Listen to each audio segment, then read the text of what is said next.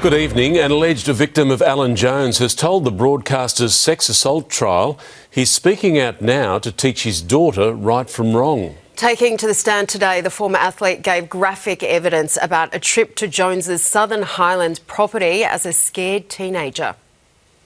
Former radio titan Alan Jones is delivered for day 2 of his trial.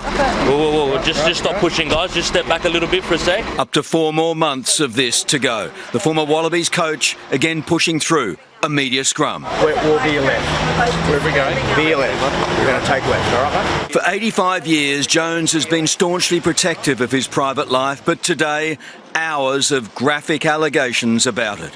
Sitting unresponsive to lurid details from alleged victim, then teen athlete, complainant Jay. Recounting a trip to Jones's sprawling $17 million farm at Fitzroy Falls in 2004, alleging that in the car on the way, Jones took hold of my leg and part of my penis and said, "Oh, what's that?" When they arrived, he says, he was told to shower and change into a bathrobe, nothing else. "I almost knew what was going to happen," he said. "He wants me to come out in the nude, easy access. He's going to touch me." Jones, then in his 60s, allegedly grabbed the teen's penis and kissed him. Very sloppy. Saliva was everywhere, up on my nose and down on my chin. He says he asked him to stop, went to his bedroom. Jones allegedly followed, lay beside him. Probably as scared and nervous as I was in a long time, like my heart was going to come out of my chest. I could see he was circumcised. It wasn't very big. He claims Jones groped him again, then suggested they masturbate. I thought it was the quickest way to get it over and done with. Complainant Jay says he told his girlfriend at the time, but didn't go to the authorities until he saw Alan Jones arrested some 20 years later. He told the court today it was the right thing to do and that he wants justice. It was the television coverage of the arrest and eventual 22 charges that prompted him. Are you going to insist that your innocence stands? Disappointed he hadn't stood up to Jones earlier. "I'm a father now and a proud dad. I want to teach my daughter right from wrong," he said. "What Jones was doing was wrong. People need me to do this." Jones left court smiling. His legal team finally launched his defence this afternoon. Well, you'll fall over going backwards. Testing the credibility of the first complainant, knowing there's 5 more to go. Yeah, you go right. And Chief Reporter Chris Reason joins us now. Chris, 2 days of graphic allegations against Alan Jones. How has he taken it? Well, Mark, I was sitting directly behind him in Court 3.1 today, and to put it bluntly, there is no reaction at all from Alan Jones. He has a seat in the front row and listens carefully to every excruciating allegation, sometimes taking notes in a little black book that he carries with him. He remains polite but defiant, stony-faced. Today, his team's chance to strike back, suggesting complainant Jay's evidence was tarnished by media reports because his testimony has been so similar to other witnesses. Now, in the weeks to come, they'll be doing their best to tear down the credibility of all 6 complainants in this case. OK, Chris, thank you. A head-on crash on the Harbour Bridge has left 3 people in hospital and caused chaos for drivers in and around the city this afternoon. 2 vehicles collided around 2:15, shutting down 3 of 4 northbound lanes. Traffic quickly banked up back to Anzac Bridge and caused long delays on the Carl Expressway. Paul Caddack is at St Vincent's Hospital this evening. Paul, what's the latest on those injured?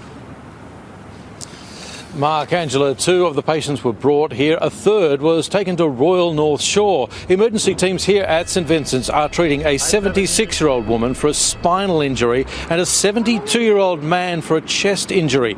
The 88-year-old woman in Royal North Shore also suffered a chest injury. We're told all 3 are tonight in a stable condition.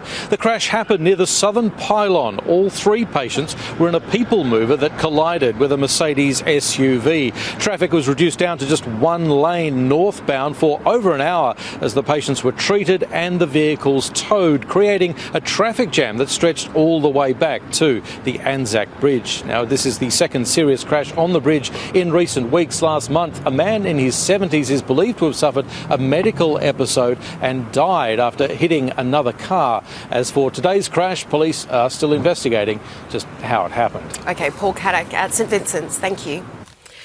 A wild police chase has come to a dramatic end on one of Sydney's busiest motorways. A stolen car was spotted by police in Guildford, but the driver managed to avoid road spikes, speeding across multiple suburbs before his game of cat and mouse went off-road. As police try to force the brakes, a Mazda MX-5 hits the gas. Finding his way around road spikes on Rose Crescent, Regent's Park, the 40-year-old man narrowly misses people on the side of the road, finding the footpath. Everywhere is a police car. They're just going that way. Some of them was going that way. Moments later, the car was found on the M5 motorway in nearby Revesby, a crushed wreck. It's believed the Mazda was stolen from Redfern last Friday. The chase lasted an hour, starting at 10:35 in Guildford when police noticed the stolen car, and it sped off. Polair found it again on Eve Street at 10:44 and tracked the vehicle through Guildford, Merrylands, Chester Hill, Bass Hill, Auburn, Regent's Park, East Hills, and then finally crashing on the M5. He was going in and out of traffic and going onto the wrong side of the road. Look. Arrested on the roadway, allegedly without a licence. This offender had crashed into several cars along the way. The 40-year-old allegedly behind the wheel is known to police and is set to be slapped with a number of charges after a morning of chaos. He's currently under police guard at Liverpool Hospital, remarkably in a stable condition. We're very lucky that no one was seriously hurt. Rex Quayle, 7 News. A gun scare at Moore Park that sent crowds into a panic has been blamed on a fancy dress party gone wrong. Police swarmed the entertainment quarter late yesterday with reports a man had a gun, but he says it was just part of a costume. A fake pistol ends with real guns drawn. A 35-year-old swarmed by police in Moore Park after a work party goes horribly wrong.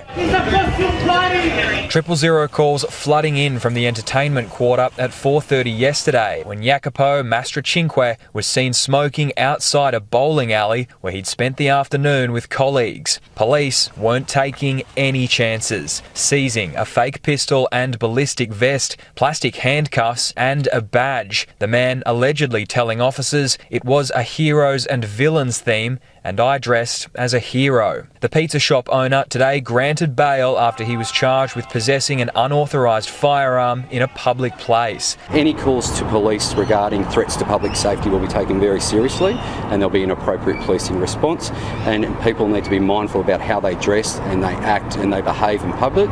The 35-year-old's lawyer described his client's decision to wear the costume as very foolish, but said it wasn't one that was sinister. The court found no concerning history, but he has been banned from the entertainment quarter and has had to surrender his passport. A 39-year-old was also arrested at the scene, charged with drug possession. He too has been granted bail. This dress-up going down as one terrifying false alarm. Nick Overall, 7 News. Sick patients have been forced to wait on the floor of a Western Sydney hospital as the flu season takes hold. Live to Taylor Aiken at State Parliament. Taylor, the health system has been stretched to breaking point. And frontline health staff suffered their busiest day on record yesterday, with 10,000 patients arriving at the doors of hospitals right across Sydney. But for the health minister, he stood up publicly just a few months ago, assuring that the health system was ready for this winter flu season, but that was far from the reality of many patients caught in the chaos.